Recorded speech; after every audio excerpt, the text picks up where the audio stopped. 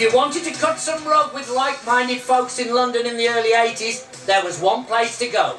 Once you'd told your parents, yes, I am going out dressed like that. Finally tonight then, a question that some of you may ask rather anxiously, certainly if you're a parent you will, or maybe just out of simple curiosity. The question is, where do young people go in the dark hours of a London night?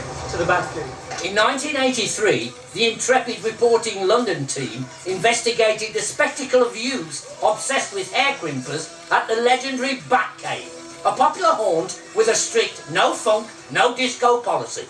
The club that was the most well known was the Batcave, which was Wednesday night under the arches in Charing Cross.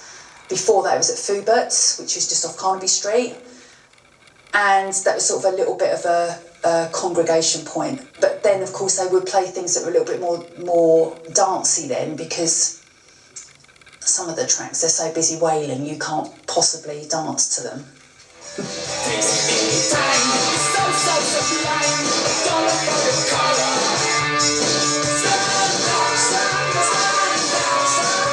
A group of flamboyantly dressed young men called Specimen were top of the Batcave heap. And don't make the mistake of thinking that these fellas only came out at night. Go and spring along a Specimen! Yay! In 1984, not only were they brave enough to appear in broad daylight, but they also did it on Number 73, a Saturday morning TV show for kids.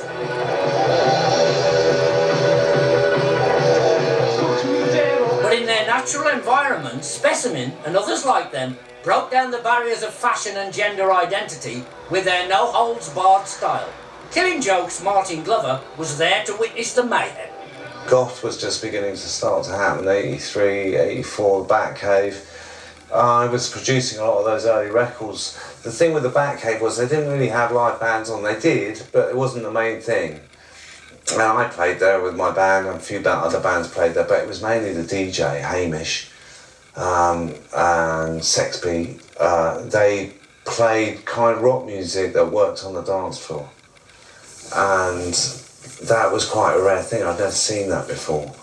And so I made this record called Ignore the Machine by Alien Sex Fiend, huge hit in that club, and then the other clubs around the country that were springing up. And it had drum machines and a pulse and a trance thing, but with more synths, and still had edgy guitars, but lots of dub.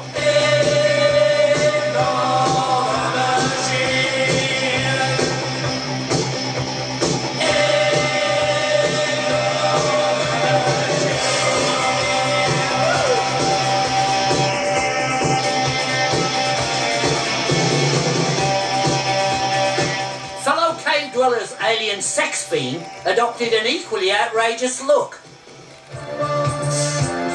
Now, just a stone's throw away from the Batcave, another youth cult was taking off in a big way. Their attitudes were different, but some of their influences were similar. At the same time as Goth was happening, you had the New Romantics. So you had Blitz and Billies, which was a bit earlier, and they had a glamorous, dandiest look, and they were listening to Bowie and electronic music, German music. I wish I could swim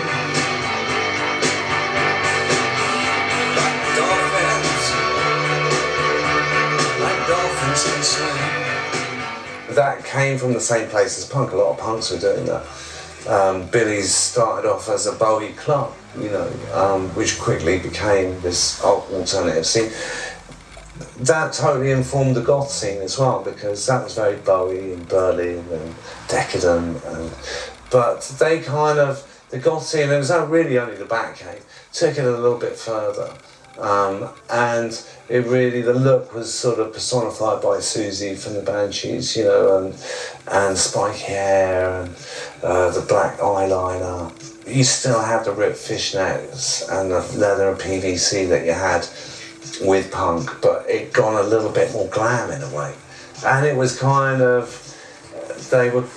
club would be covered in these pretend cobwebs, and it had a kind of sartorial humour to it as well. Yeah, it was an offshoot really, wasn't it, of punk and that sort of new romantic look. And once again, the Gothic look was very sort of heavily reliant on makeup, hair and makeup, and a sort of like a license to experiment with image to quite an extreme degree. There was more hair lacquer in one place than you've ever seen in your life, because you pretty much had to have the back-combed, dyed black hair. Big. I mean, not just because it was the 80s. Gothic hair was always big.